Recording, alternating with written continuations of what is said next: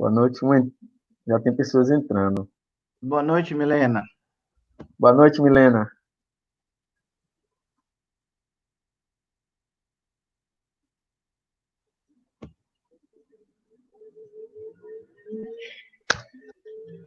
Então vamos lá. Boa noite a todos que estão assistindo essa live. Primeiramente, eu quero agradecer aos professores por ter aceitado esse convite da live, né? Acredito que vai ser uma noite bastante produtiva e traga um tema bastante relevante, tanto para a academia como para o mundo empresarial, né? Aí, antes de a gente iniciar sobre esse tema, inovação e transferência de tecnologia, eu queria que os senhores se apresentassem e falassem um pouco da trajetória profissional e acadêmica. Falassem um pouco de vocês aí. Pode ser pelo professor Khalid. Não, primeiro os mais velhos, rapaz. Primeiro ia ser os mais importantes. Bom, boa noite a todos. Também? Obrigado, Fale, pelo convite.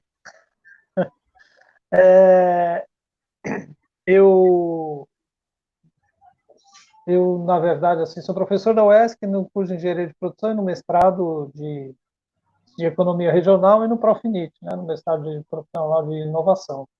Sou engenheiro agrônomo de formação, trabalho mais nessa área de agronegócio, agroindústria e tecnologia agora no agronegócio. Né? Sou professor da UESC desde 2007, né? Só para a gente ser mais rapidinho. Bom, eu sou Ricardo Cali, fui professor da UFBA durante 25 anos e me redistribuí para cá, para o sul da Bahia, quando foi criada a Universidade Federal do Sul da Bahia, em 2014. Oficialmente em 2013, mas os trabalhos com nós docentes iniciou em 2014. Então, em 2013 eu estava em Salvador, organizando, fazia parte desde o início da universidade, e em 2014 voltei para minha terra, voltei para Itabuna, sou natural daqui. Lá em Salvador eu era engenheiro químico, tinha projetos na área de engenharia química, com o polo petroquímico, e vindo para cá estou me transformando em engenheiro de alimentos. Estou redirecionando o sistema de pesquisa voltado para a agroindústria, para agronegócio, para a agricultura familiar, e estou me readaptando aí, me adaptando à engenharia de alimentos e áreas afins. Tá? E leciono, oriento no mestrado de engenharia industrial da UFPA, continuo lá, sendo professor permanente lá, e aqui estou com professor permanente no Profinit da UESC, uma parceria da UESC e a UFCB também participa. É um programa da UESC e a UFCB participa. Beleza, vou me apresentar também. Sou Farley, fui aluno do mestrado, inclusive dos dois professores, Ricardo Cali e João Pedro, no mestrado em propriedade intelectual e transferência de tecnologia para inovação. Atualmente trabalho na tecnologia do Banco do Brasil e também sou professor do Estado, do CEP, né? Centro Estadual Técnico Nelson Chau, Escola do Chocolate. Então, vamos lá. Eu trago algumas informações aqui do meu trabalho de conclusão do curso do mestrado, né, em 2019, onde foi realizado um mapeamento tecnológico e os resultados da pesquisa mostrou que a universidade, a UESC, é uma das universidades que mais gera conhecimento sobre cacau, inclusive produções tecnológicas, né? Inclusive algumas tecnologias patenteadas. E aí, trazendo essa discussão acerca desses aportes tecnológicos, a pergunta que inicia esse debate seria: essa transferência de tecnologia gerada na universidade, de fato, chega a quem deveria chegar, ou seja, pequenos produtores, os produtores? Queria iniciar essa pergunta com o professor João Pedro, que é da UESC. Bom, vamos lá, vamos por partes. No campo do agronegócio, eu acho que é assim, a tecnologia chega, mas a gente tem que pensar qual tecnologia está chegando, entendeu? Hoje, a gente percebe que, assim, recentemente a gente fez um trabalho com um pequeno produtor de cacau ou médios produtores de cacau. eles até têm um acesso à tecnologia, mas nem sempre esta tecnologia é a tecnologia que é gerada para o perfil desse tipo de produtor. Então, assim, eles podem até ter o acesso, mas eu acho que a partir desse momento, o grande problema hoje é que, assim, para o pequeno produtor, principalmente nessa área rural, a tecnologia ela nem sempre é desenvolvida para atender essa demanda. Então, assim, ela pode até chegar, eu acho que chega até menos do que ela deveria chegar, né? Mas eu acho que o grande problema, o maior problema disso tudo é a o tipo o tipo, a forma da tecnologia que chega. Muitas vezes essa tecnologia ela é desenvolvida e ela não é capaz de ser usada por pequenos e médios agricultores. A gente tem alguns exemplos disso, assim que melhor que os próprios agricultores digam, né, do que a gente pode dizer. Eu acho que é por aí. Eu acho que a primeira questão é isso aí. Porque chegar, eu acho que existe, tá certo que assim, com o processo de transferência de tecnologia do Estado, assim, antes era muito na mão do Estado. Então eu vejo que antes era muito mais eficiente essa distribuição. Com o redimensionamento do Estado, isso ficou mais difícil, esse acesso não ficou tão fácil quanto era antes, né? Agora, ainda existe o acesso, mas pelo estudo recente que eu fiz com os produtores de cacau, a queixa não era o acesso em si, mas o problema estava no caráter da tecnologia que lhes era apresentada. Eu concordo com o professor João Pedro. De fato, há muita pesquisa científica e tecnológica na universidade brasileira, tá? Apesar de nós, o tempo todo, temos que ser muito criativos para superar os entraves, os cortes de orçamento, que em todo o governo acontecem, tá? Mas a gente tem conseguido produzir, tem conseguido atender certas demandas da sociedade, e, de fato, quem mais se aproveita disso é o médio e grande produtor, o médio e grande empresário, o médio e grande industrial, tá?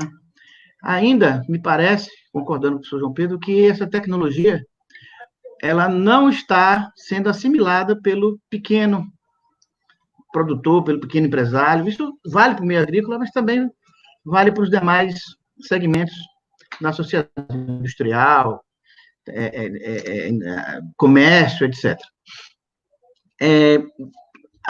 Por conta disso, ali no Profinit, né, que eu falei, é um programa em rede nacional de propriedade intelectual, inclusive é um programa que tem 12 sedes no Brasil todo, né? São 12 polos, 32 universidades coligadas. Aqui, por exemplo, na UESC tem o Profinit, que é o mestrado profissional em propriedade intelectual e transferência de tecnologia para inovação, que é um dos temas aqui que estamos debatendo. O Profinit, aqui, que a sede é na UESC, né, o ponto focal UESC, mas também participa a UESB, a Universidade Estadual UESB é do Sudoeste Baiano. Sudoeste da Baiana. O ESC, ela mesma, né? A UFRB, do Recôncavo Baiano, Universidade Federal do Recôncavo Baiano, e a Universidade Federal do Sul da Bahia. Tá? Também temos um ponto focal na UFBA, e temos um ponto focal também, aonde mais na Bahia, tem outro lugar, eu acho que é me esqueci agora. Bom, mas são 3 pontos focais. O nosso aqui é da UESC e nós temos feito várias pesquisas, inclusive para melhorar essa transferência tecnológica. Só para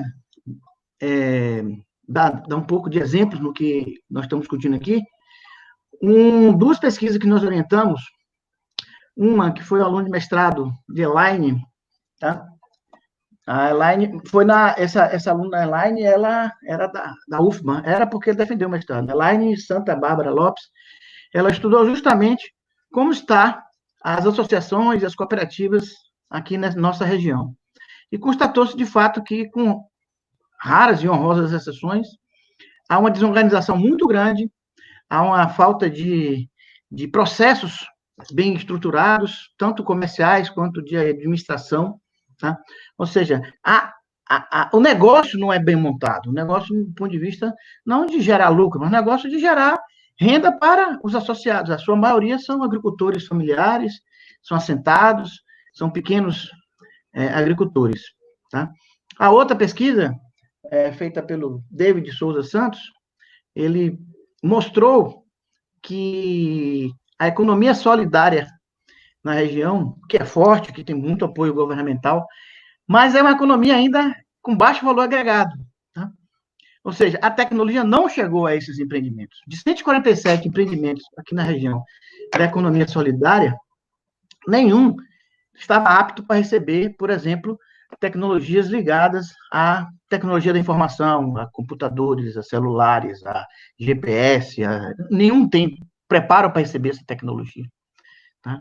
Só para dar um exemplo, né? Tem uma dissertação, um livro que a gente publicou sobre isso, foi questionado, foi perguntado a esses 140 associações, que representam várias outras pessoas, evidentemente, quais eram as demandas deles, e as demandas foram enxada, pá, carrinho de mão, nenhum citou celular, nenhum citou computador, laptop, GPS, irrigação controlada, fertirrigação, nada. Então, o nível tecnológico realmente ainda está muito baixo, está, digamos, no século XVIII, XIX.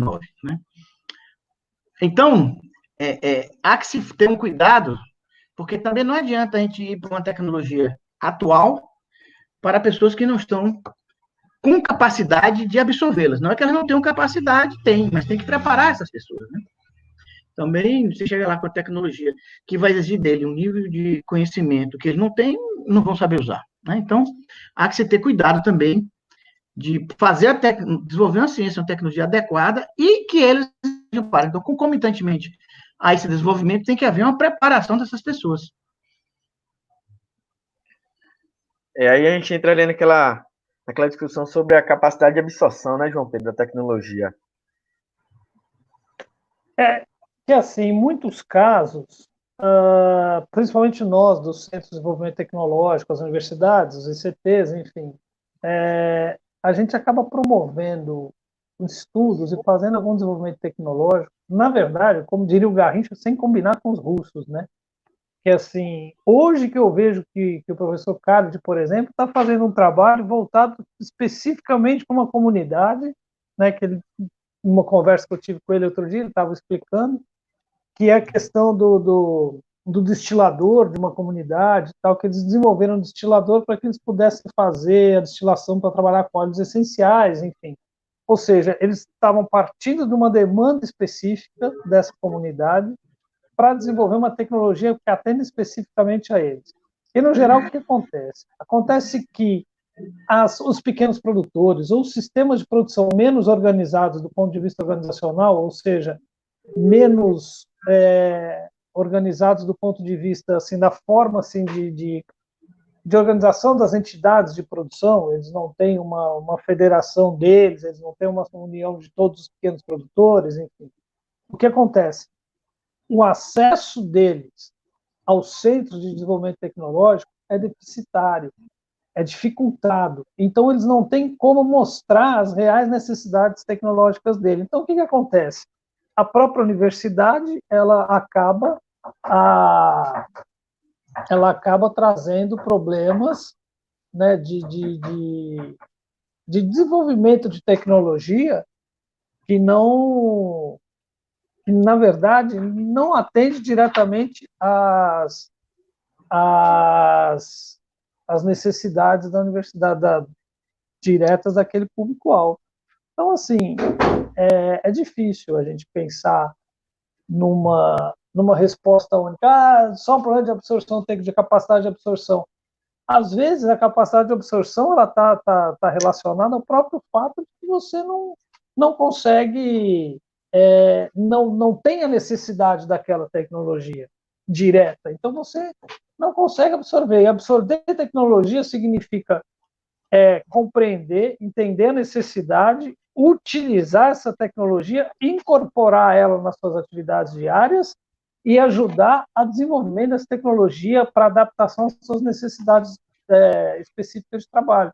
Isso, realmente, em muitos casos, não acontece, né? Então, tem um grande problema, que é o acesso desses pequenos produtores aos órgãos de desenvolvimento de tecnologia. A forma deles expressarem, ou a forma deles mostrarem os reais problemas que eles estão enfrentando, para que a universidade, os centros tecnológicos, façam a tradução disso em novo conhecimento, novas tecnologias. Eu vejo um grande gargalo nessa questão de tecnologia, é a questão do custo. Às vezes, a universidade até desenvolve um projeto bacana que possa agregar valor vamos trazer ao pequeno agricultor, porém, esse aporte tecnológico tem um alto custo de implantação. Eu vejo que o professor Khalid está orientando um aluno no mestrado, ele chegou até a comentar que vocês desenvolveram uma tecnologia para fazer óleo mineral, você vai explicar melhor, mas com baixo custo. Que eu acho que também é interessante nessa questão da tecnologia, não é só criar essa tecnologia, mas uma tecnologia que tenha baixo custo de implantação. Exatamente. Mas veja uma questão aí, professor. Essa questão do baixo custo, ela diretamente, do custo inadequado, ela está relacionada diretamente com a falta de sintonia com o público-alvo dessa tecnologia. Entendeu? Então, a universidade, os centros, quando eles fazem isso, desenvolvem essas tecnologias, há uma falta de sintonia.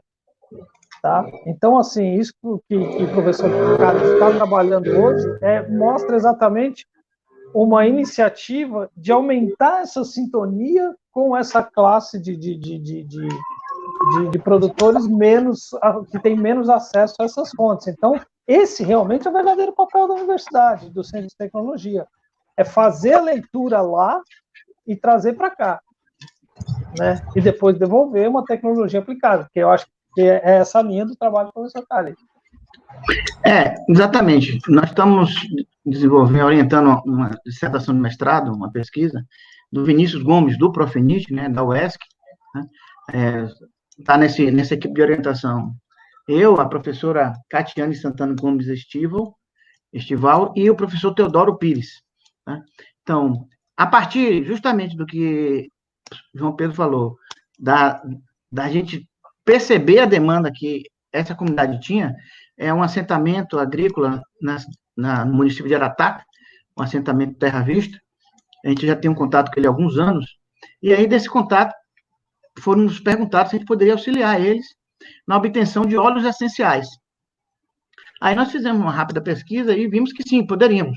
Né? Só que a tecnologia disponível no mercado custa 5 mil, 6 mil reais, que é um destilador. Né? E eles não têm esse capital para investir nisso. Mas, como eu disse, eu sou um engenheiro de informação, digo, mas isso aqui dá para a gente adaptar e desenvolver uma tecnologia com um preço 5 vezes menor. Tá? E, de fato, a gente começou a pesquisa e vimos que é possível. Então, a partir de uma panela de pressão, rigorosamente uma panela de pressão mesmo, né? E de algumas adaptações, aí o professor Teodoro Pires ajudou muito. O Teodoro tem um laboratório aqui muito interessante, o Fab Lab, e lá ele tem possibilidade de construir muitas coisas. Né? Então, a gente adaptou essa panela de pressão com um condensador, com materiais que a gente pegou no ferro velho, para justamente diminuir o máximo possível o custo. Tá? Diga-se de passagem que o custo ainda não é deles, tá? Isso aí foi o próprio Vinícius que investiu, né? Mas a ideia é que esse equipamento seja replicado. Então, está em torno de 800, 900 reais esse destilador, o que é 8 vezes menor, 5 vezes menor do que o industrial equivalente, tá? Então, a gente fez esse caminho, foi lá, entendeu a necessidade, sabedor das condições, que tem que ser um equipamento simples e de baixo custo, a gente procurou fazer isso. Então, nós estamos trabalhando para, além de transferir essa tecnologia, estudar qual é a melhor maneira de fazer isso. Né? Vai ter oficinas, vai ter apostilas, qual é a melhor forma deles, de fato, absorverem essa tecnologia, saberem operar o equipamento, para ficarem independentes. Né? Senão não adianta a gente estar lá sempre com eles, até porque não é possível isso. Né? Mas eu acho que é essa iniciativa, e tem outras também, né, que tem que ser percorrida. Não que a universidade não possa atender o grande empresário, o médio empresário, acho que também tem, faz parte da sociedade, tá? Mas eu acho que ela está deixando de lado, ou pelo menos não dá atenção devida, certo? A esse pequeno agricultor, esse pequeno empresário, e eu acho que é papel nosso também auxiliar desta maneira, né? Então, esse é um exemplo que eu acho que é possível, sim, dá para fazer, tá? Tem inovação, tá? Porque você faz um equipamento que chega na mesma qualidade a um custo 5 vezes menor, tem uma grande inovação aí, certo? E aí entra outra questão, que é a própria questão da inovação, que foi um dos itens também da nossa live, né? Eu estou falando inovação aqui no sentido de que inovação é uma invenção que chega ao mercado, né? É no sentido de Schumpeter, né? Que tem que chegar ao cliente, tem que chegar ao usuário, tá?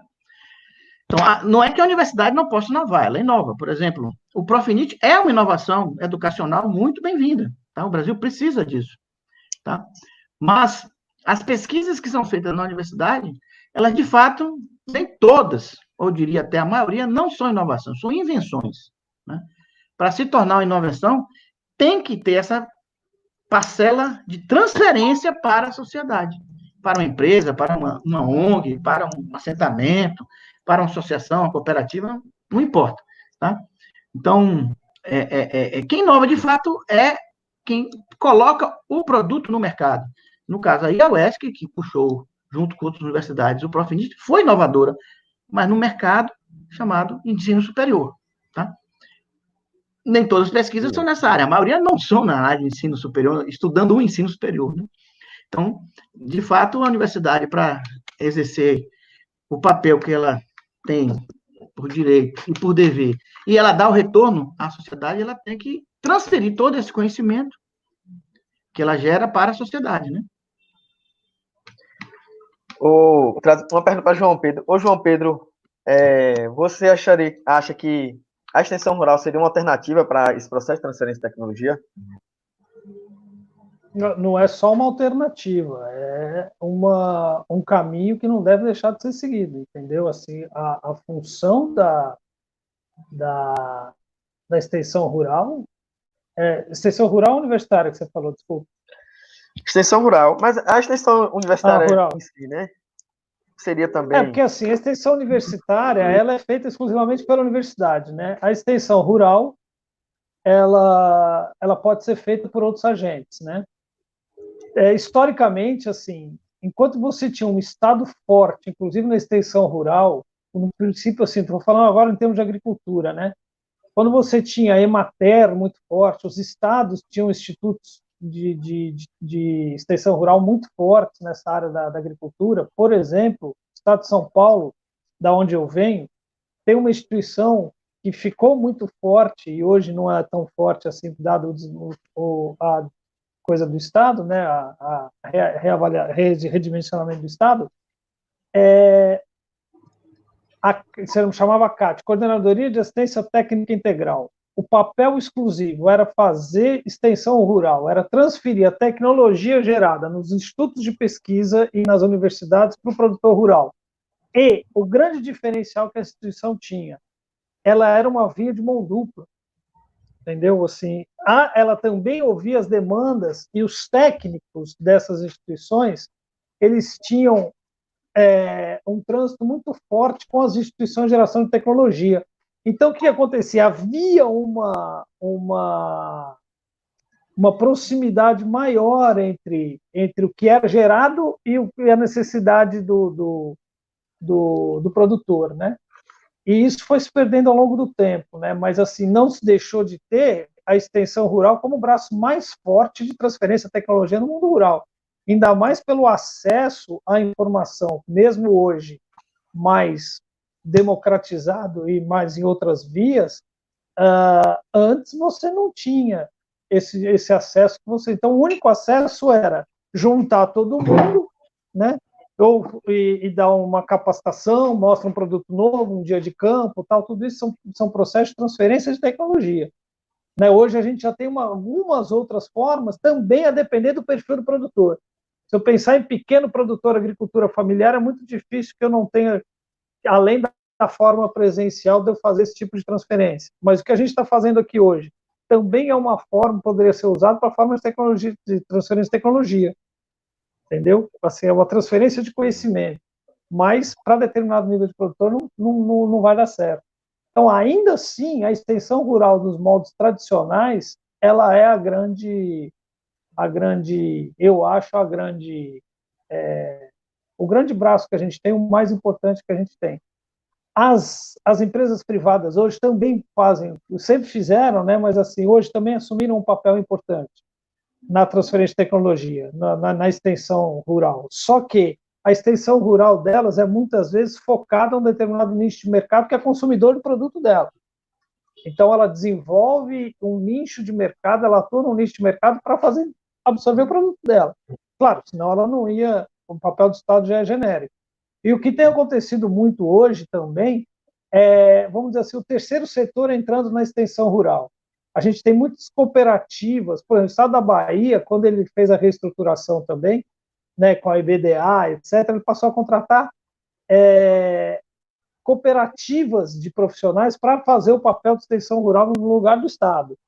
E em muitos lugares, essas cooperativas de trabalhadores já não são nem contratadas pelo Estado, são contratadas pelos próprios produtores, a depender também do nível de tecnologia deles. E outra forma de se fazer extensão rural são as cooperativas de produção. Elas têm os próprios técnicos que têm contato com as ICTs e tal, e levam para os seus cooperados as novas tecnologias. Aí também com uma demanda já muito mais específica. E aí você entende que, nesse caso, eu estou falando de produtores que têm um certo nível de organização da produção maior, já que eles estão organizados em cooperativa. Então, eles têm um acesso mais fácil. Então, assim, de qualquer forma que eu faça extensão rural, hoje eu acho que é o principal braço de transferência de tecnologia na área agrícola. Não tem como. Não tem como fugir disso. Professor Khalid. Não sei o que o professor Khalid acha disso. Não, isso mesmo, correto, concordo. Tem esse fenômeno de terceirizar, né, a extensão rural, tá? Mas eu vejo também que tem um papel importante a própria universidade, esse papel de fazer extensão, embora muitas vezes falta apoio, né? Por exemplo, tem todo um sistema de apoio à pesquisa, né? A gente pode até reclamar que falta dinheiro, mas tem um sistema de apoio. Você tem os programas de pós-graduação, você tem as bolsas de mestrado, você tem bolsa de doutorado, você tem todo um sistema, né? Você tem o CNPq, CAPES, que organiza isso, tem editais. Agora mesmo tem um edital muito interessante aí, que o CNPq lançou, né? Que envolve muitas áreas, ambiental, industrial, socioeconomia, bioeconomia, tem um mentira muito grande, e nesse edital ele está forçando que, para entrar, tem que ter uma instituição privada, ou uma instituição, não precisa ser privada, pode ser uma ONG, pode ser, mas que entre com um aporte de capital, por exemplo, no caso é R$10.000 para cada bolsa de mestrado solicitada pelo projeto, e R$20.000 para cada bolsa de doutorado. Isso é uma maneira justamente de provocar esse encontro que João Pedro falou, né? Que o extensionista podia fazer, e que a universidade, pelo menos as que eu conheço, um pouco a UESC, bastante a UF, bastante a USB, não tem recurso muito grande para fazer essa extensão, tá? É o contrário da pesquisa, tá? Que, embora não seja muitos recursos, há todo um sistema de apoio, tá? Então, precisaria o Brasil também ter um sistema de apoio para que essa extensão, essa forma de transferência de tecnologia na universidade fosse mais efetiva, né? Agora, falem, as pessoas da live, como é que elas participam? Não, elas ouvem e deixa o comentário, eu deixo aqui, eles podem fazer perguntas pelo comentário? Eles podem fazer uma pergunta. Se alguém tiver alguma dúvida, pode fazer uma pergunta que os professores estão à disposição para responder. Retomando esse assunto que o senhor falou aí, eu vi esse edital do CNPq aí, eu vejo ele como uma forma de levar o pesquisador para a empresa. Eu vi esse edital que o aporte financeiro entra uma parte da empresa e uma parte do setor público, né? Ou seja, forçando o pesquisador a sair dos muros da universidade e fazer a pesquisa dentro da empresa. Que eu acho que é um avanço para a universidade, como para a sociedade e a empresa também. Por exemplo, no mundo todo, toda a Europa, Japão, Estados Unidos, China, A maioria dos doutores formados vão trabalhar em indústrias, vão trabalhar em ONGs, vão trabalhar fora da universidade, né? No Brasil é o contrário, né? A maioria dos doutores formados voltam para a própria universidade para, seja trabalhar como pesquisador, seja trabalhar como docente, né? Então, não é que esteja errado isso, mas, na verdade, a gente deveria estar muito mais doutores trabalhando fora da universidade do que na própria universidade, né? Então, concordo, eu acho que esse é um incentivo de fazer isso, tá? Mas, é um depoimento que eu dou também. Do outro lado, também há que compreender o papel da universidade, tá? Antigamente, no governo, tinha um programa chamado... não vou esquecer, não vou lembrar o nome do programa, mas o programa é o seguinte, ele pagar ao governo, né, o CAPES, NPq, FINEP, tá, pagava uma bolsa de doutorado para fazer uma pesquisa a nível de doutorado dentro da indústria, tá? E poucas empresas usavam esse recurso, tá? Porque as empresas também não entendiam o papel da universidade, o papel do pesquisador, certo? Resumidamente, vou dizer assim, as indústrias têm, claro, uma urgência, eles têm um mercado, eles têm que atender o cliente, eles têm que resolver os problemas de urgência, mas queriam que a universidade, que o pesquisador participasse desse processo de emergência. Não tem condição, na universidade não é para isso. O pesquisador não é isso. Um doutorado demora 4, 5 anos, tá? Então, é para ele pegar e evitar que o problema venha. Ou criar uma nova demanda, criar um novo processo, um novo produto, que é uma coisa demorada. Não é para apagar incêndio. Tá? Para apagar incêndio tem a equipe da empresa. Tá? Então, muitas empresas não entendiam essa dinâmica. Tá? Por exemplo, uma outra linguagem. Enquanto que o produto de uma indústria entra hoje e amanhã já está pronto, ou até antes, tá? Um carro se produz em 10 minutos, 15 minutos. Tá? Um pesquisador se produz em 4 anos. Né? Você, para entrar, o cara começa o doutorado, para terminar são 4, 5 anos. Então, tem toda uma dinâmica diferente. Né? Então, há que se entender esse papel. Também nós temos, do lado da universidade, entender que a indústria tem essa urgência, emergência, e você tem que compatibilizar isso. Tá? Mas do lado de lá também tem que entender um pouco essa história. Tá? Então, de ambos os lados, eu diria que há que ter um processo de aculturação, de entendimento, tá? Dessa questão. Isso mesmo, Sandra, eu estava lembrando, o ponto focal IFBA, isso mesmo, aqui na Profinit, na Bahia, tem 3 pontos focais, eu estava tentando lembrar o terceiro.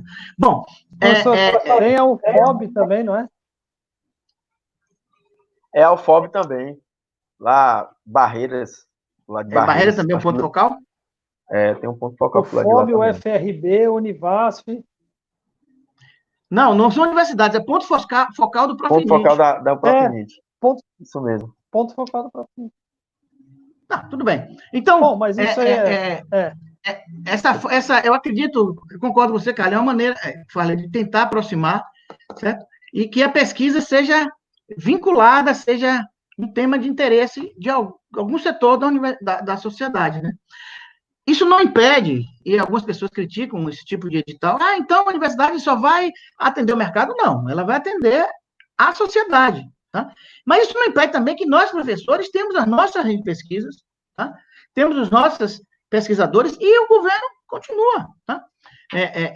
Como eu disse, não é que esteja tudo a mil maravilhas, não está, há cortes, há severos cortes, inclusive, mas isso sempre ocorre, não é novo, não. Ainda a sociedade brasileira, tá, ainda não acordou para a importância que tem pesquisa, que tem ciência e tecnologia.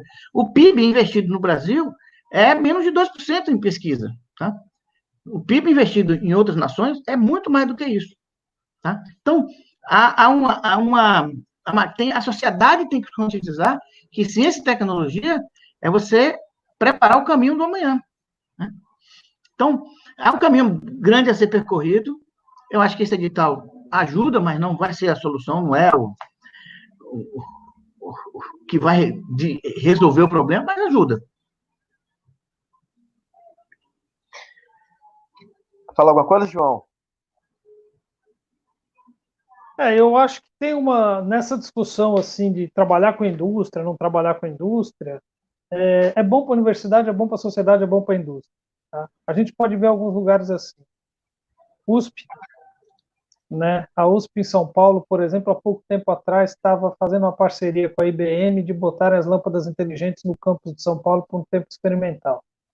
São parcerias que eles têm dentro e fora da universidade. Se você pegar a região de São Carlos, né, a região de Campinas, por exemplo, por causa da Unicamp, né, das parcerias com a Unicamp e a competência da Unicamp, você tem hoje um centro tecnológico ao redor do cinturão de Campinas, voltado, nascido exclusivamente das parcerias iniciais, né, da Unicamp com as indústrias. Claro, tem toda a questão logística, que é perto de aeroporto, etc., etc., mas eles também não estariam lá tão próximos, né, se não fosse uma coisa mais vantajosa para as duas partes. Então, acho que a gente tem que tomar um cuidado só, é isso que o professor Carlos falou, a universidade ela trabalha para a sociedade, né, e as indústrias estão, o mercado, as indústrias estão inseridas na sociedade, assim como tem outros setores que a universidade tem que trabalhar, que também estão inseridos na sociedade. E eu acho que a gente tem que tomar só um cuidado de que assim o efeito das atividades da universidade, elas têm que ser, sempre tem que ter um impacto social. Para isso, por exemplo, a gente tem o Profinit, né? O Profinit é um programa de inovação, tecnologia tal, profissional, né? Ou seja, focado a uma formação profissional de problemas profissionais e, teoricamente, eu poderia trazer problemas de uma universidade, de uma empresa, para ser discutido e trabalhado dentro de uma universidade e tal, através desse aluno. Qual é o efeito social disso aí? É a qualidade da mão de obra, né, do profissional que a universidade está soltando. Que, assim, como cidadão, como técnico, você está aumentando essa qualificação no mercado, porque esse cara pode sair dessa empresa, que por acaso ele fez um trabalho dentro da universidade e saiu, só que ele sai com outra formação, ele sai de uma outra maneira, assim como o aluno sai de um outro mestrado. Então, assim, o resultado social sempre tem que ser medido. Então, assim, a gente tem que tomar o cuidado de não fazer, vamos trabalhar só com a universidade ela não é feita para resolver o problema da indústria. Né? Em muitos lugares, a gente tem uma discussão assim, precisamos nos adequar ao currículo dos cursos às necessidades da indústria. Não, é o contrário. Entendeu? As indústrias que vão procurar as universidades para resolver o problema delas. Né? Então, isso é uma discussão que acaba, inclusive, interferindo nos processos de inovação. Geralmente, assim, eu não tenho processo de inovação se eu não tiver grandes parcerias, grandes aportes de dinheiro com centros públicos, com centros privados e instituições, né? Então, assim, a gente tem que tomar sempre esse cuidado, mas que tem que trabalhar com todos os setores da sociedade, a gente tem que trabalhar com todos os setores da sociedade, né?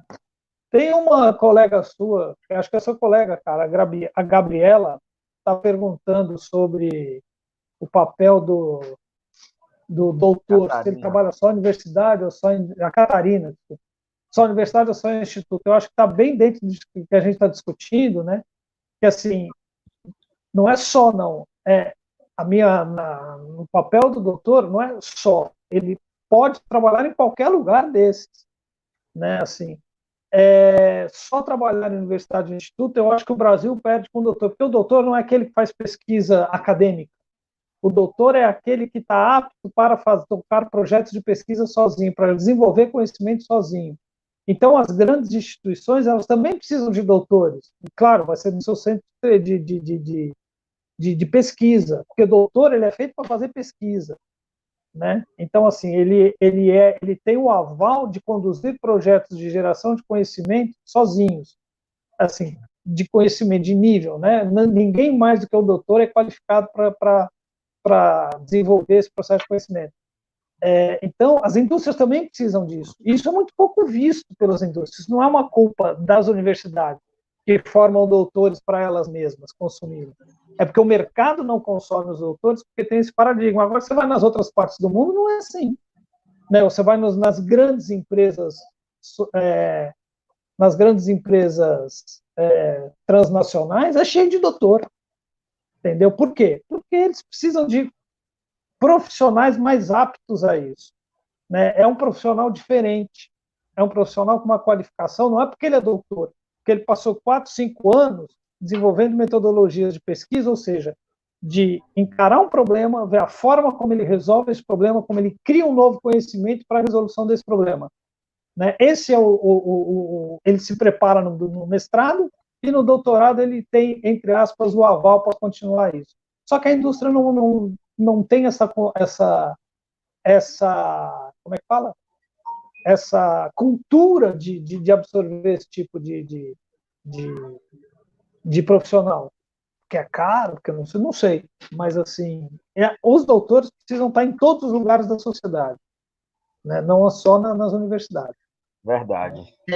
Completando, as indústrias, não é só a indústria, setor de serviços, setor da medicina, não absorve esses doutores porque no Brasil o desenvolvimento tecnológico é muito pouco, é muito pequeno, tá? Justamente, o doutor é feito para criar, para pensar algo novo, tá? E tocar isso, orientar isso, conduzir isso. Se você tem uma indústria que ele só fica reproduzindo algo, não tem necessidade de um doutor de fato.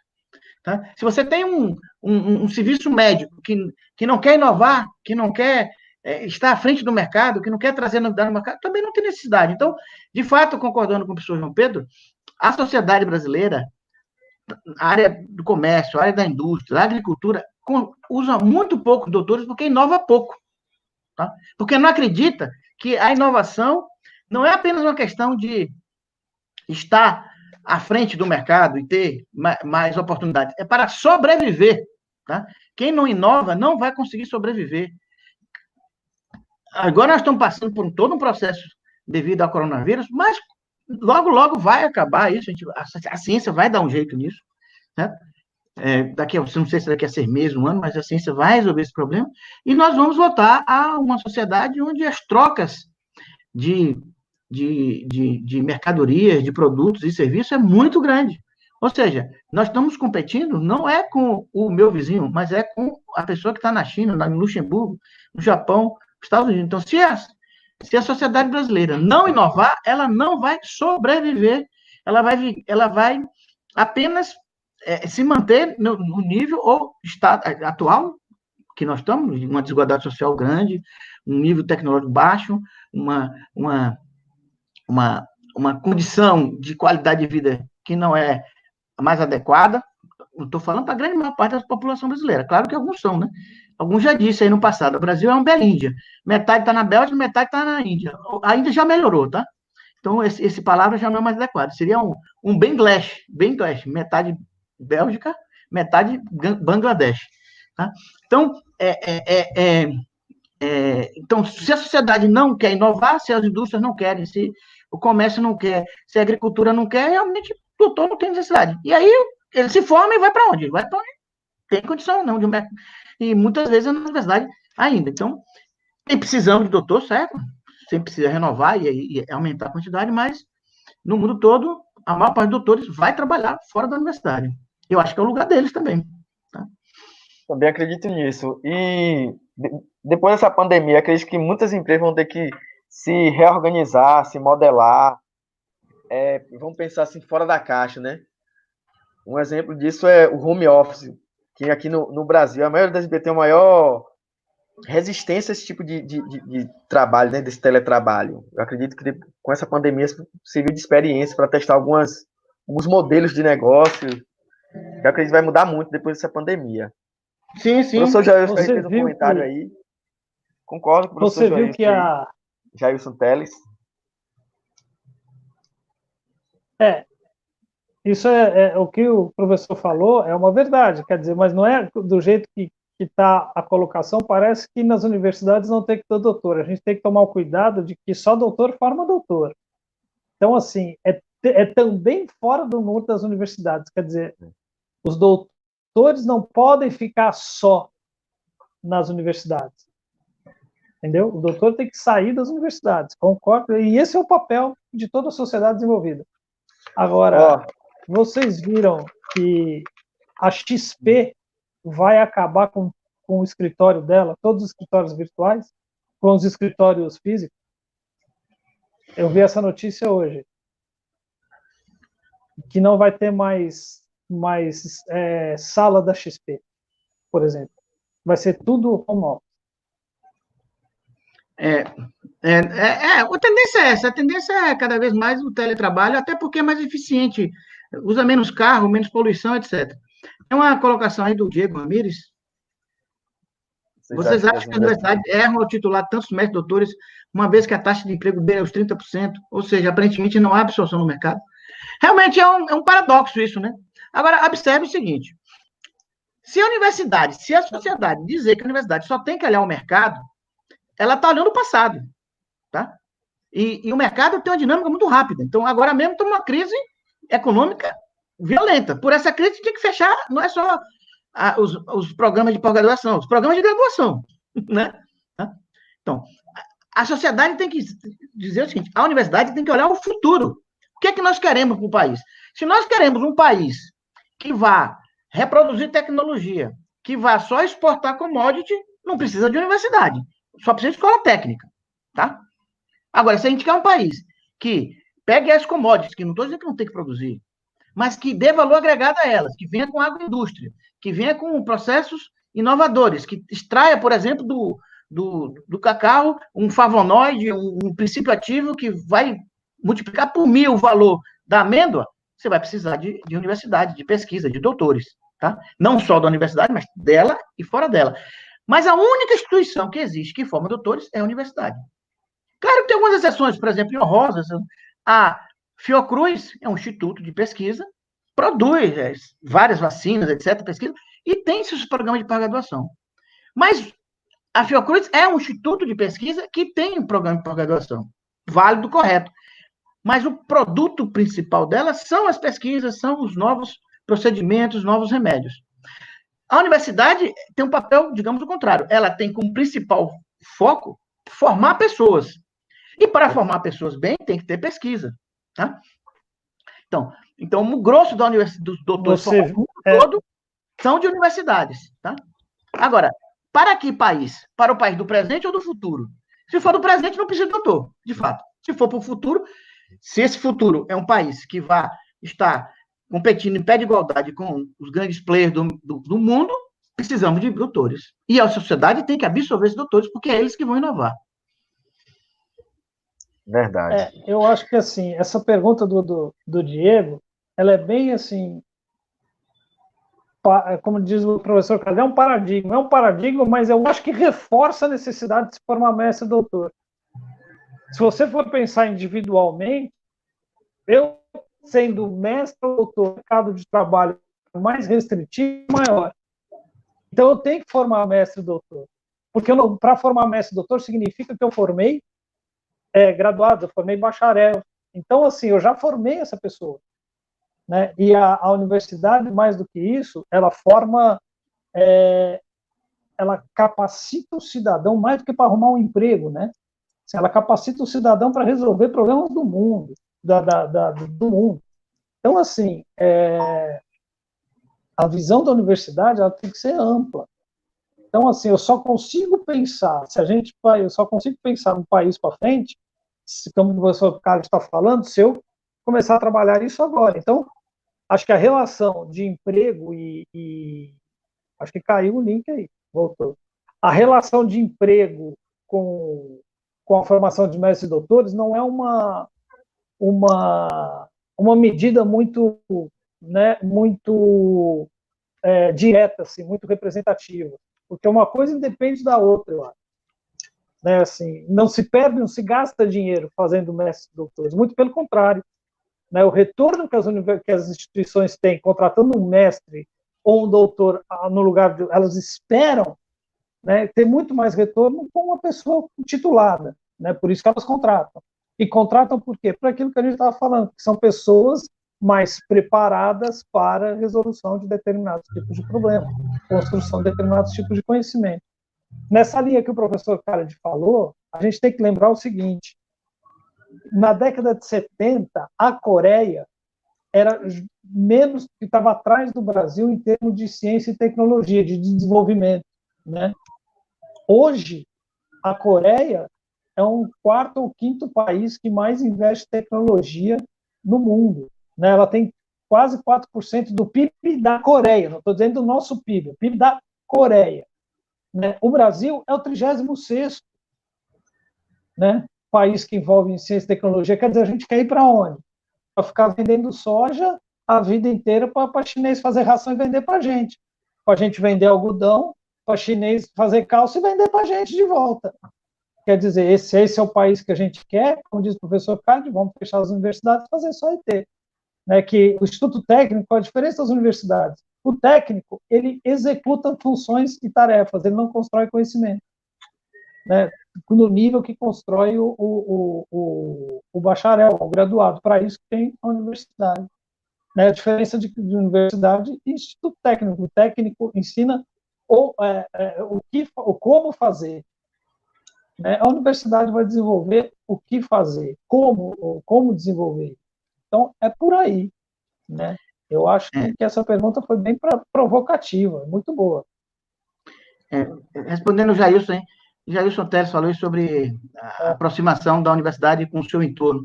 Concordo, eu acho que precisa muito. Todas as universidades brasileiras precisam fazer isso, tá? Agora, tem que entender também o papel da universidade, né? A universidade não tem o papel de resolver os problemas sociais. Ela pode ajudar nesse processo. Eu acho que sim, a universidade deveria se aproximar mais do seu entorno, tá?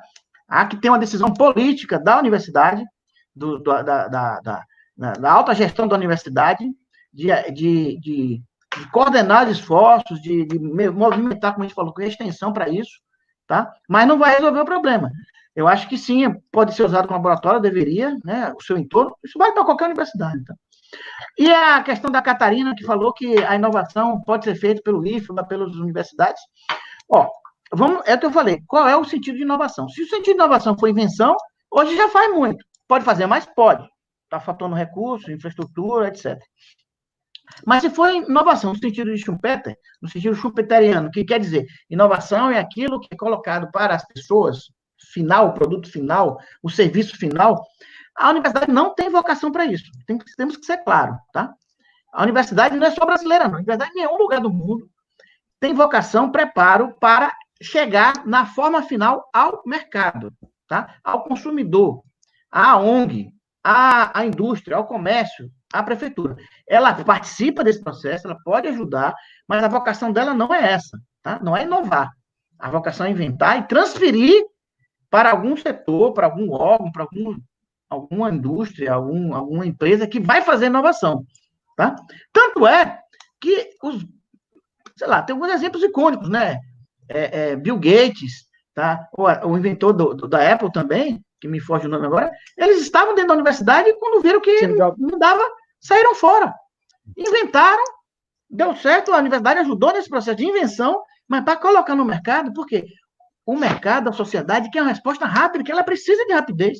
Uma prefeitura não pode esperar tudo dar certo na universidade para que um processo que foi inventado na universidade ela possa utilizar. Né?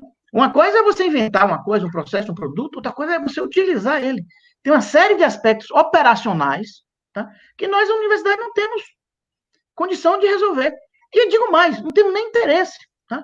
Falando enquanto universidade. Não é o papel da universidade. Não é o papel, é a vocação. Né? Tá? Ah, mas esse não pode. Podemos. Tem alguns professores que fazem inovação, mas é um papel, um percentual mínimo. Aqui, no Japão, na China, nos Estados Unidos, em qualquer lugar do mundo. Não é o nosso foco. Tá?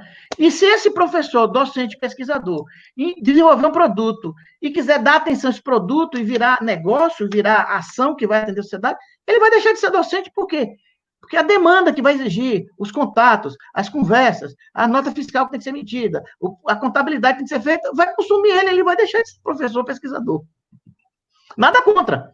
É encontrar o seu caminho. Tá? Boa, mas a maioria... Hein? O cara colocou o nome do autor, que Steve Jobs. Steve Jobs. Do exemplo do senhor. Pois é, não tem. É isso que eu falei antes. O tempo na universidade é um tempo mais lento. O tempo da sociedade é mais rápido. Não tem certo nem errado. É assim, tá? Repare, uma pessoa nasce, estuda 20, 30 anos, e aí vai trabalhar. Entre aspas, né? São 20 anos. entre ensino básico, ensino superior, mestrado, doutorado, etc. Tá? Qual é a empresa que vai ter que esperar 20 anos para o produto estar pronto? Qual é a prefeitura, qual é a ONG que pode esperar 20 anos para aquilo acontecer? Ninguém pode, porque é outra dinâmica, é outro tempo de resposta. Tá? Então, cada um entendendo o seu papel, e claro, tem exceções aí que vale, a regra tem suas exceções. Né? Vai funcionar tudo bem. Gente, estamos 1 hora de live. Não sei se vocês querem prorrogar mais 10 minutos. Eu achei o papo ficou bem interessante. Vocês que sabem aí, estamos já 1 hora de live, que foi mais ou menos a proposta aqui da live. Vocês concordam em ficar mais 10 minutos? Como Por é mim, que tá vocês... tranquilo. Tá, então vamos começar a debater. Só Manter... para a gente não perder muito o foco, a gente tem que tomar um cuidado. Eu acho que primeiro, tudo isso que o professor Carlos está falando, a gente está num momento de um bombardeio muito forte da instituição pública, tal, parará. Então a gente tem que lembrar que quando o professor Carlos fala assim, a universidade é lenta, pública e privada. Vamos deixar isso bem claro, não é um serviço, sabe aquela história assim, tomar cuidado, público e privado. Nos Estados Unidos, no diferente. Japão, é tudo assim. Não, o tempo é diferente, entendeu? Mas vamos deixar isso um pouco mais claro, né? Agora, o que eu acho, assim, eu sou um pouco implicante com a relação, assim, a universidade tem que trabalhar com o entorno. Eu acho que, como colocou bem o professor Jailson, é assim, que o entorno sirva de laboratório, mas o entorno tem que ter o foco universal, senão a universidade não chamaria universidade. Entendeu? Ela está voltada para o universo. Então, assim, para fora. Eu sou muito, assim, preocupado. Precisamos trabalhar aqui, precisamos resolver os problemas daqui e tal. A gente precisa criar indivíduos, precisa ajudar a formar indivíduos que, aonde estiverem, ajudem a construir uma sociedade nova. Entendeu? Uma coisa nova. E é óbvio, do jeito que estão sendo atacadas as universidades, né, com falta de recursos, com falta de liberdade, com um monte de coisa, isso está cada vez mais difícil. E se a gente não pensar nisso, a gente vai acabar ficando, né, refém de uma linha assim, somos fingindo que somos universidade, né, e na verdade nós somos grandes institutos técnicos e não estamos gerando tecnologia para ninguém. Tem que tomar esse cuidado. O Hilton fez observações sobre a questão do tripé, pesquisa, ensino e extensão. Sim, Hilton, a gente acredita nisso, a gente estava discutindo isso aqui, que é importante, tá? Embora eu acho que o tripé pesquisa e extensão não é que esteja bom, mas está melhor do que pesquisa e ensino, não é que esteja bom, mas está melhor do que a extensão, tá? Como eu falei, o ensino e a pesquisa tem todo um arcabouço institucional interno e externo à universidade que o sustenta, que o apoia, que o realimenta. A extensão sempre foi um pouco deixada de lado, infelizmente, embora agora está tomando mais força, tomando mais evidência. A UESC, eu acho que vai tomar um bom fôlego agora, né? Porque é um reitor que veio da extensão, não é isso? Inclusive na UESC, que hoje no meu departamento, que é o Departamento de Ciências Exatas e Tecnológicas, está com uma discussão em propor, está se amadurecendo isso, a curricularização da extensão na graduação. Isso. Quer dizer, a gente, com linhas de apoio a atividades dos colegiados de extensão associadas à graduação. Já existe esse braço, que são as empresas júnior. Né? Eu mesmo sou coordenador da empresa júnior da engenharia de produção lá na UESC. Eu e o professor Felipe. Então, essa é uma forma de fazer, mas não é a única e exclusiva, e é muito pouco usada também. Né? Então, assim, a extensão, a cada dia que passa, vai ganhar mais força também, porque a gente está vendo que foi deixada com o tempo um pouco de lado. Antigamente ela ganhou muita força, isso antes de eu nascer, né, assim, há uns 20 anos antes de eu nascer, e depois foi perdendo, e a graduação, a pós-graduação ficou chique. Então, assim, era muita coisa assim, o professor que faz pós-graduação é chique, sabe assim, eu faço pós-graduação, eu faço pós, tal, e se esquecia da extensão. Até está tendo um movimento bem contrário a esse em várias universidades. Eu acho que a UESC está indo para o caminho certo, né, da gente estar discutindo a currícula, porque a parte da formação da pesquisa na graduação a gente já tem, com iniciação científica, tarará, que não faz parte dos currículos, mas uma atividade muito agregada. A da extensão, não. Né? Eu mesmo gosto muito de fazer os dois. Né? Aliás, o professor Carlos também. Né? As nossas pesquisas são sempre mais eu faço aplicadas, bastante. mais focando na extensão. Eu gostaria de fazer mais. Eu faço uma extensão em Salvador. Certo? Aqui eu consigo fazer pouca, porque eu não tenho, infelizmente, o contato meu com quem necessita é pequeno ainda, apesar de eu me movimentar bastante, mas ainda não consegui, tá? E outro movimento que está acontecendo é o próprio CNPq, tá? No Lattes, né? No famoso currículo Lattes, está abrindo espaço para você colocar as atividades de extensão e valorizar essas atividades, né? Então, mas isso é um movimento ainda um pouco tímido, no meu entender, né? Está na direção certa, mas ainda é tímido. Tem que ser mais... tem que ter mais mecanismo de apoio. Né? A gente tem que lembrar que não existe extensão se não tiver pesquisa. Isso a gente tem que lembrar também, não são coisas dissociadas, porque a extensão, na verdade, o que é? É a transferência ou é a disponibilização do conhecimento gerado na universidade, né? Que geralmente é através da pesquisa, para a sociedade, né? E aí concordo muito com o Jailson, que assim, a universidade tem que ser mais aberta. E para que a universidade seja mais aberta também, Jailson, aí vai a sociedade precisa cobrar mais isso da universidade. A sociedade precisa se mobilizar e cobrar essa abertura maior da universidade. Concordo com você, eu sou um adepto desse negócio da abertura da universidade. E uma forma de se mostrar a abertura da universidade, já que a extensão você trabalha com mais gente do que a pesquisa, você leva o resultado mais prático à pesquisa, a extensão é um braço para isso. Entendeu? Eu acho que a importância da extensão não só na transferência do conhecimento, mas como na socialização da universidade. É a proximidade que a universidade tem da sociedade, é o fato mais próximo de ler a sociedade. E aí os desenvolvimentos tecnológicos vão ser todos eles muito mais efetivos, porque vão ser feitos de uma maneira mais próxima. Eu acredito muito nisso, eu sou muito defensor desse realinhamento da universidade. Então, gente, estamos chegando ao fim. Para finalizar aqui, espera aí que tem uma pergunta aqui, antes de finalizar, vamos responder a pergunta de Hilton.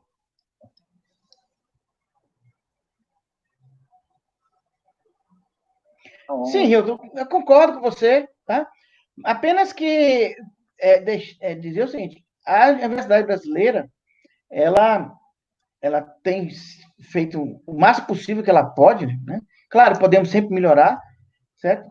Mas eu acho que desde que ela foi fundada, né? Quando ela foi fundada por acaso, né? Quando o imperador de Portugal, né? Veio para cá, né? Fugido de Napoleão, tá? Ele fundou a universidade. Até então era proibido ter universidade no Brasil, né? Tá?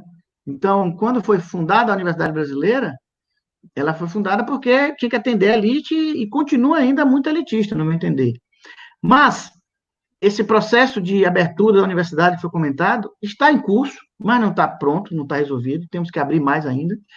Mas também temos que tomar um certo cuidado, porque não adianta você abrir de uma forma que você não pode sustentar a qualidade do que nós estamos formando, a qualidade das nossas pesquisas, a qualidade dos nossos alunos, tá? Essa discussão, as pessoas às vezes têm um receio de discutir, mas não é o fato de você aceitar pessoas apenas que você vai transformá-las, tá? Elas têm que estar preparadas, ou então a universidade tem que preparar essas pessoas. Tá? Vou dar só um exemplo. A Universidade Federal do Sul da Bahia, ela tem uma política afirmativa que mais de 70% vem de escola pública. Concordo, é muito boa essa iniciativa. Estava, quando foi votada isso no Conselho Universitário, apoiei. Só que eu alertei o seguinte, não adianta você trazer essas pessoas para cá se elas não forem bem recebidas na universidade. E nós entendemos, e foi feita uma pesquisa antes de a universidade se instalar, de que, infelizmente, o ensino básico brasileiro, o ensino médio brasileiro, público, quando forma as pessoas, mais de 70% não estão no nível de conhecimento, no nível de capacidade de interpretação de texto, de capacidade de fazer interpretações matemáticas adequadas. Então, são pessoas que entram na universidade, e a universidade deveria passar o primeiro ano resgatando o conhecimento dessas pessoas. Mas elas não fazem isso. Poucas fazem isso no Brasil. Resultado, você tem uma grande absorção de pessoas que vêm da camada social mais vulnerável, mas você não a absorve de fato, não a recebe de direito. Então, é uma aparência de abertura, é uma aparência de aceitação. Mas chega aqui, elas não são preparadas, então elas passam 6 meses, 1 ano, 2 anos, e começam a ver que a complexidade é grande, que os textos são longos, que os livros são complexos, que são, porque é conhecimento universitário, tá? E elas não dão conta. E aí elas mesmas saem, mas nem que elas são exoneradas ou jubiladas, tá? Elas mesmas saem, tá? Esse é um exemplo de abertura mal feita, tá? Então nós temos que tomar muito cuidado com isso. Se a universidade receber essas pessoas, e olha, o primeiro ano você vai ter que entrar no nível de conhecimento em matemática, português, por exemplo, que seja suficiente para você seguir os seus estudos e a ser muito mais eficaz, muito mais eficiente, tá? Então, é só um exemplozinho de que temos que abrir, mas temos que saber como fazer esse processo, tá? Não adianta você fazer algo, como diz no popular, só para inglês ver. Não adianta, porque lá na frente vai dar errado, tá? Então, ela tem que se aproximar, sim, da sociedade, de maneira, tá? Como é feito isso? Ela tem que ser através de experimentos, tá? Experimentos sociais que vão dando certo, vão sendo realimentados, tá? Porque não é assim que a gente constrói uma sociedade com base no alguém disse que dá certo, então vamos lá. Não, tem que haver experimentos. A ciência tem um protocolo que tem que ser atendido, tá? Então, a abertura da universidade é um experimento social que tem que tomar certo cuidado. Senão, você, em vez de avançar, você regride. Você tem uma volta ao passado, tá? Então, temos que encontrar esses mecanismos, mas as experiências têm que ser feitas com cautela, com cuidado, com pesquisa, certo? Avaliando cada passo, o feedback, se deu certo, se não deu certo, como é que melhora, como é que avança. Então, foi massa a discussão aqui. Acredito que o objetivo foi alcançado aqui da live. E quero, primeiramente, agradecer aos professores aí por essa discussão riquíssima aqui. Você vê, as pessoas comentaram aqui, abordou um assunto, aí desdobrou em outros assuntos, e a turma até postou aqui que deveria continuar, né? Mas tem um tempo previsto aqui, que foi planejado aqui. Antes de finalizar aqui, eu queria que o professor Khalid falasse do seu projeto, você pode falar do projeto que foi aprovado de iniciação tecnológica. A gente está ao vivo aqui. Se eu pudesse falar um pouquinho disso aí. Esse é um projeto que, na verdade, nós já estamos há mais de 2 anos, tá? É um projeto de uso mais eficiente de água na universidade, tá? E tem 2 alunos de mestrado trabalhando com a gente, tem um professor da UFBA em parceria com a gente também, tá? E um aluno de iniciação científica, tá? Então, nós estamos estudando o fluxo de água na universidade, tá? E próxima etapa, que foi a etapa que foi o projeto de iniciação científica foi aprovado na universidade, tá? Avaliar a quantidade de pessoas que estão presentes na universidade, porque a gente já sabe hoje qual é a quantidade de água, agora tem que ter a quantidade de pessoas para fazer um cálculo per capita. E não é simplesmente ver a pessoa que está lá, porque quanto tempo ela fica lá, né? Um estudante fica quantas horas? 2 horas, 4 horas, 8 horas? Tá? Tem que analisar esse fluxo, tem que haver uma medição desse fluxo. Esse que é o projeto que vai entrar agora, tá? E a ideia é que depois esse projeto, esse conhecimento seja passado para outros ambientes, né? Para outras universidades, para outros campi, para prefeituras, para indústrias, para comércio, enfim, quem queira usar a metodologia. Catarina propôs um desafio para vocês aí, ó. Próxima live aí. Falasse mais a respeito sobre a Universidade de Estudos Federais, produzindo inovação e tecnologia. Bom, eu vou falar aqui, vou encerrar minha fala aqui. Bom, ela pode fazer 2 coisas, né? Ela pode fazer mais invenção e mais transferência. Como eu falei, inovação não é o papel da universidade, do meu ponto de vista. Tá? Ela tem que transferir esse conhecimento, essa tecnologia, essa ciência, para alguém na sociedade que está mais apto, que seja mais eficiente nesse uso disso. Tá? Então, claro que nada impede que algum grupo queira fazer inovação, mas aí, no momento que ele vai para o mercado, ele tem outras demandas urgentes para serem atendidas, tá? E tem que ser atendidas, né? E, para fim, eu gostaria de agradecer, acho muito interessante, tá? Vamos marcar outros encontros aí, tá? Eu acho que foi muito rico, aprendi bastante. Obrigado. Todos aprendemos aqui hoje. Então, professor, fica aqui o agradecimento ao professor Carlos e ao professor João. Deixar a fala para o professor João aí falar um pouquinho aí, né, nesse finalzinho aí. Esse é o última fala aí, professor. O professor João acho que travou. Meia horinha eu falo. Travei? Não, tá bem agora. Travei, não? Não, então, tá. Bom, Tá primeiro agradecer, eu acho que a experiência foi muito boa, quer dizer, assim, a gente vê uma série de pessoas, assim, que essa é uma outra forma que a gente vai ter que se adaptar, entendeu? No exercício da docência, do exercício da academia, do exercício social, quer dizer, essa forma de contato com, inclusive, pessoas que a gente nem sabe onde estão, quem são e tal, mas são sempre pessoas que participam de uma forma muito legal, uma forma comprometida. Essa é uma coisa que a gente vai ter que se adaptar, né? Não vou dizer que isso seja uma inovação, porque já está no mercado há muito tempo, a gente só se viu obrigado a usar isso agora, né? Então, eu acho que é o primeiro grande aprendizado que eu principalmente, acho que todos aqui estão tendo disso. É minha primeira live também. Acho interessante, acho que é interessante a gente pensar nessa ideia da Catarina, que eu acho que é assim. Mas para isso também, eu acho que você tem que convidar alguém do Instituto Federal, entendeu? E concordo com o professor Fábio, acho que a gente tem que tomar um cuidado, porque esse negócio de inovação vira moda também, sabe? Assim, temos que inovar, temos que fazer isso. Porque quando eu me formei agronomia, assim, o governo Sarney tinha o Ministério da Irrigação. Então, a palavra do momento era água, irrigação, parará, para tudo era... Aí, eu acho que, de repente, as coisas vão pegando moda. Aí, uma fase foi a gestão da qualidade. Quer tudo qualidade, quer tudo da qualidade, parará, tudo, um monte de problema de qualidade, e agora estamos nesse negócio na onda da inovação. Assim como qualidade e água, a inovação veio para ficar. Quer dizer, não veio, já estava aí. Então, isso não é novidade para ninguém. Então, a gente tem que pensar bem que assim, um dos papéis da universidade é criar ambientes inovadores. Ponto. Não é o exclusivo, não é o foco da universidade.